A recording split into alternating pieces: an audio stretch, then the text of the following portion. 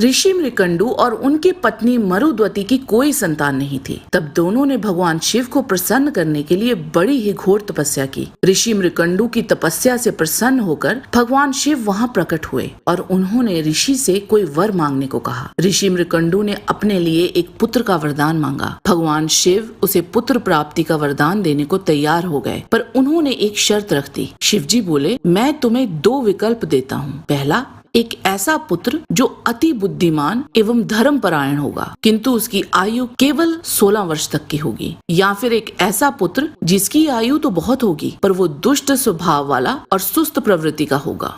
आप सबको हमारा नमस्कार। आपके अपने चैनल ओम गणपति में आपका स्वागत है। अगर आपने अभी तक हमारे चैनल को सब्सक्राइब नहीं किया है तो जल्दी से कर लें और बेल आइकन दबा दें ताकि हमारे हर वीडियो की जानकारी आपको सबसे पहले मिले। ऋषि मृकंडू और उनकी पत्नी ने तुरंत पहले विकल्प को चुना और इस प्रकार उनको एक पुत्र की प्राप्ति हुई और उसका नाम उन्होंने मार्कंडेय रखा। वह बालक अति बुद्धिमान और भगवान शिव का बहुत बड़ा भक्त था। जब मार्कंडेय ने अपने जीवन के 16 वर्ष पूरे कर लिए तो उसने अपने माता पिता मृकंडू और मरुद्वती को बहुत उदास देखा। जब मार्कंडेय ने उनसे इसका कारण पूछा तो मृकंडू ने उसे भगवान शिव के वरदान के बारे में बताया। इस पर मार्कंडेय मुस्कुराए और अपने माता पिता से कहा कि वे आशा न खोएं। वह तब समुद्र तट की दिशा में निकल पड़े। वहाँ उन्होंने रेत से भगवान शिव का लिंगम बनाया और एक पैर पर खड़े होकर वह पूरा दिन भगवान शिव की भक्ति में ऐसे ही लीन रहे। मार्कंडेय के जीवन के 17वें वर्ष का पहला दिन आ गया था तो मृत्यु के देवता यम के 2 दूत मार्कंडेय को पृथ्वी से ले जाने के लिए आए, लेकिन मार्कंडेय के ध्यान की शक्ति इतनी तीव्र थी कि यम के दूत उनके निकट भी नहीं आ पा रहे थे। इससे क्रोधित होकर यम स्वयं मार्कंडेय को लेने के लिए समुद्र तट पर आए। बिना समय बर्बाद किए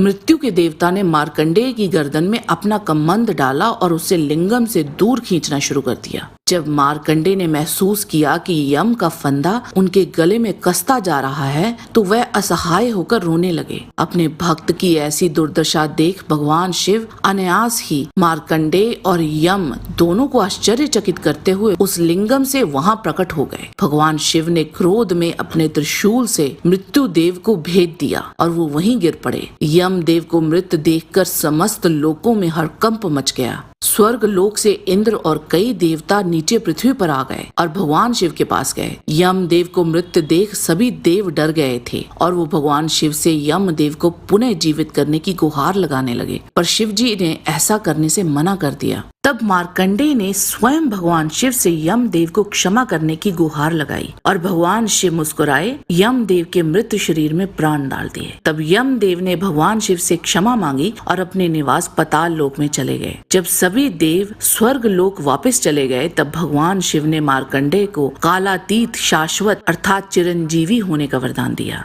अपने भक्त को आशीर्वाद देकर भगवान शिव कैलाश लौट गए और मार्कंडेय खुशी खुशी अपने घर चले गए। और इससे संबंधित एक और बात है। कई लोगों का मानना है जब मार्कंडेय ने भगवान शिव की तपस्या की थी तो जिस मंत्र का जाप वो कर रहे थे वो महामृत्युंजय का मंत्र था और इन्होंने ही इस मंत्र की उत्पत्ति की थी। पर हमें महामृत्युंजय मंत्र की उत्पत्ति से जुड़ी 3 रोचक कहानियां मिली। एक तो यही जिस पर हमने अभी वीडियो बनाया है। दूसरी कहानी में भगवान शिव ने इस मंत्र को संजीवनी विद्या या पुनरुत्थान की कला के लिए शुक्राचार्य को दिया था। और तीसरी कहानी ऋग्वेद से आती है और उसमें कहा गया है कि इसकी रचना महर्षि वशिष्ठ ने की थी। अगर आप में से किसी को भी इस बारे में जानकारी है तो कृपया कमेंट बॉक्स में हमें जरूर बताएं। आज के वीडियो में बस इतना ही। जाने से पहले लाइक बटन जरूर दबा दीजिए और वीडियो अच्छा लगा है तो शेयर कीजिए। आपसे फिर मिलते हैं एक नए रोचक वीडियो के साथ। तब तक के लिए आप सबको शुभकामनाएं। नमस्कार। जय शिव शंभु भोलेनाथ।